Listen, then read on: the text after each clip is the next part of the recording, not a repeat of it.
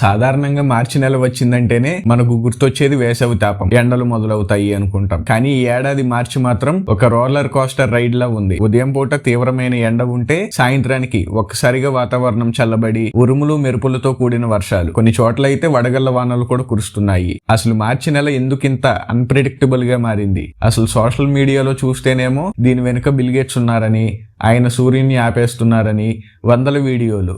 ఈ రోజు మనం ఏది నిజం ఏది అబద్ధం అనే విషయాన్ని కళ్ళకు కట్టినట్లు మాట్లాడుకుందాం. ఈ వీడియోని చివరి వరకు చూసి లైక్ చేసి సబ్స్క్రైబ్ చేయండి. ఈ ఏడాది మార్చి ప్రారంభంలో మనం తీవ్రమైన వేడిని చూసాం. సమ్మర్ ముందే వచ్చేసింది అని అందరం అనుకున్నాం. కానీ ఒక్కసారిగా సీన్ రివర్స్ అయిపోయింది. వాతావరణంలో ఈ ఇన్స్టెబిలిటీ ఎందుకు వచ్చిందంటే మన సీజనల్ ట్రాన్సిషన్స్ చాలా వేగంగా మారుతున్నాయి. సాధారణంగా శీతాకాలం నుంచి వేసవి కాలానికి వెళ్లే క్రమం నెమ్మదిగా ఉండాలి. కానీ ఈసారి మాత్రం చాలా గందరగోళంగా మారింది. ఈ వాతావరణం గందరగోళానికి ప్రధాన కారణం వెస్ట్రన్ డిస్టర్బెన్సెస్. ఇవి మెడిటేరియన్ సీ ఇంకా కాస్పియన్ సీ ప్రాంతాల్లో ఏర్పడే అల్పపీడన వ్యవస్థలు. అక్కడి నుంచి ఇవి ఇరాన్, ఆఫ్ఘనిస్తాన్, పాకిస్తాన్ మీదుగా ప్రయాణించి భారతదేశ ఉత్తర భాగంలోకి ప్రవేశిస్తాయి. గత కొన్ని నెలలుగా ఈ వెస్ట్రన్ డిస్టర్బెన్సెస్ చాలా తక్కువగా ఉన్నాయి. కానీ మార్చి నెల రాగానే ఇవి ఒక్కసారిగా యాక్టివ్ అయ్యాయి.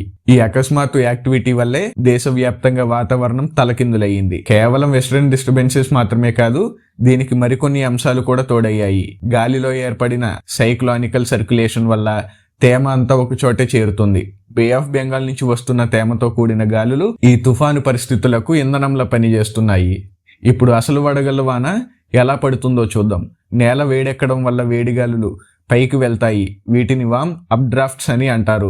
అదే సమయంలో వాతావరణం పై పొరల్లో ఉండే చల్లని గాలులు కిందకు వస్తాయి. వీటిని కోల్డ్ డౌన్ డ్రాఫ్ట్స్ అని అంటారు.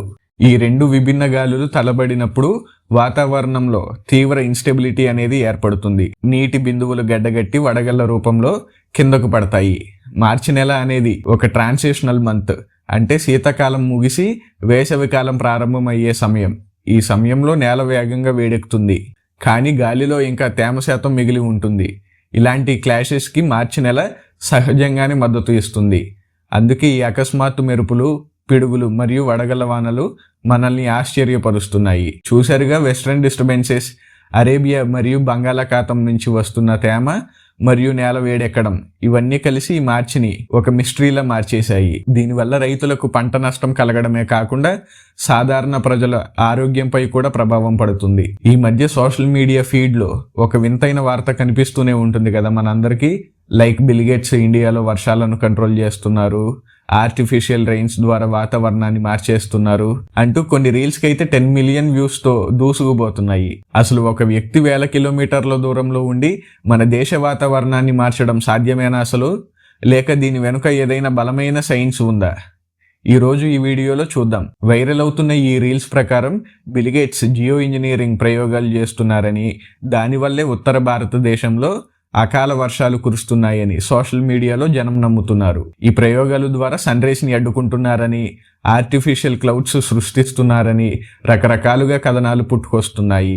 కానీ ఇందులో 1% కూడా నిజం లేదు. అసలు ఈ బిల్ గేట్స్ పేరు ఎందుకు బయటకు వచ్చిందో తెలుసా? 2007 నుండి బిల్ గేట్స్ హార్వర్డ్ యూనివర్సిటీకి చెందిన స్కోపెక్స్ అంటే స్ట్రాటోస్ఫెరిక్ కంట్రోల్డ్ పెర్టుబేషన్ ఎక్స్పెరిమెంట్ అనే ప్రాజెక్టుకి ఫండింగ్ ఇచ్చారు.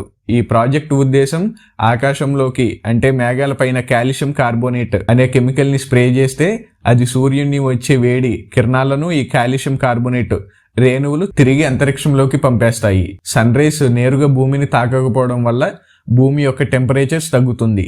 దీనినే గ్లోబల్ కూలింగ్ అని కూడా అంటారు.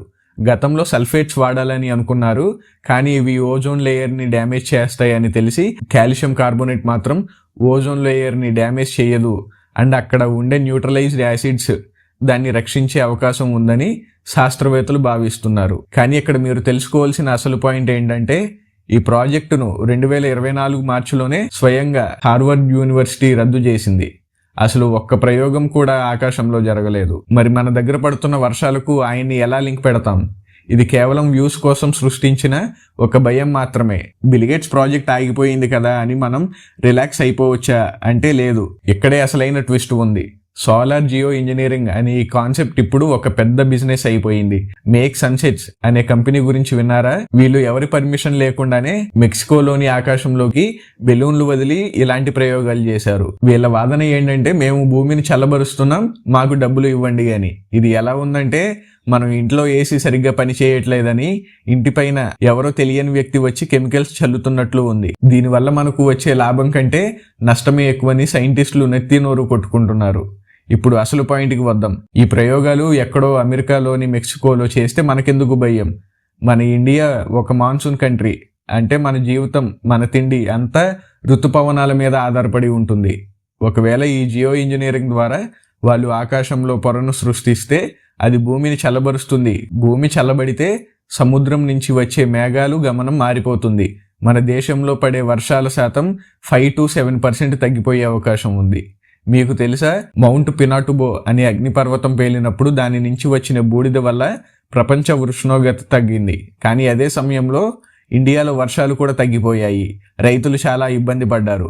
ఇప్పుడు ఆర్టిఫిషియల్గా కూడా ఇదే జరిగితే మన ఆహార భద్రత ప్రమాదంలో పడుతుంది. ఇక్కడ మరో ప్రశ్న, ఒక దేశం తన స్వార్థం కోసం వాతావరణాన్ని మారిస్తే పక్క దేశం పరిస్థితి ఏంటి? రేపు పొద్దున పాకిస్తాన్కి వర్షం రావట్లేదని వాళ్ళు ఆకాశంలో ప్రయోగాలు చేస్తే అది మన ఇండియాలో కరువుకు కారణం కావచ్చు, లేదా మనం చేస్తే వాళ్ళకి నష్టం జరగవచ్చు. ఇది దేశాల మధ్య యుద్ధానికి కూడా దారి తీయవచ్చు. ప్రకృతి అనేది అందరిది, కానీ కొందరు ధనవంతుల కంపెనీలు దీన్ని తమ చేతుల్లోకి తీసుకోవాలని చూడడం నిజంగా భయపడాల్సిన విషయం. సో ఫైనలీ ఏంటంటే, ప్రస్తుతం మనకు కనిపిస్తున్న ఈ అకాల వర్షాలు ఇవి అన్నీ ప్రకృతి చేస్తున్న హెచ్చరికలు.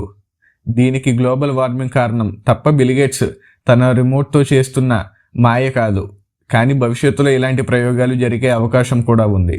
వాటిని మనం గమనిస్తూ ఉండాలి. మనం చేయగలిగింది ఏంటంటే, సోషల్ మీడియాలో వచ్చే ఫేక్ న్యూస్ నమ్మకండి. వాతావరణం మారుతుంది అంటే దానికి కారణం మనం చేస్తున్న కాలుష్యం మాత్రమే. దాన్ని తగ్గించడానికి ప్రయత్నిద్దాం. ప్రకృతిని ప్రేమిద్దాం, దాన్ని గౌరవిద్దాం.